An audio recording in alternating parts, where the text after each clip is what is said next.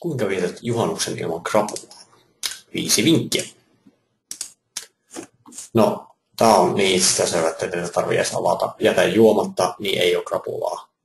Mutta se ei ole oikeastaan vaihtoehto juhannuksena. Mutta tässä on pari oikeita vinkkejä, jonka avulla sä voit helposti ehkäistä omia krapulan tuskia. Nappaa apteekista matkaan paketti asetiumia, eli tämä on siis asetaldehydin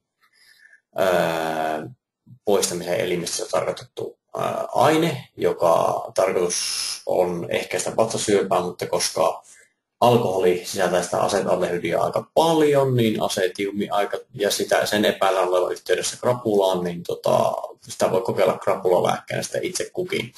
Ja japanilaiset väittävät, että kloreilla eliminoi 96% krapulaoireista johtuen siitä, että sillä on kehoa puhdistava vaikutus. Sitäkin saa nykyään kaiken maailman kaupoista suht helposti. Sitten toinen asia, tai toinen niin kuin oikea neuvo niille, jotka ryyppää, niin voisi olla tällainen,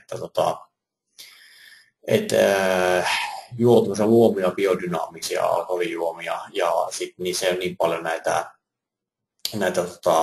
muita ylimääräisiä aineita, jotka voi tavallaan antaa sille krapulalle vielä semmoinen ekstra potkun. Eli juo mahdollisimman puhtaita alkoholeja niin sanotusti, niin sitten pärjää hyvin.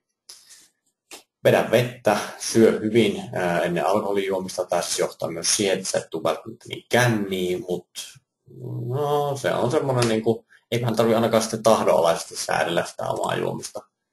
Ja torjui niitä krapulaoireita, että vedä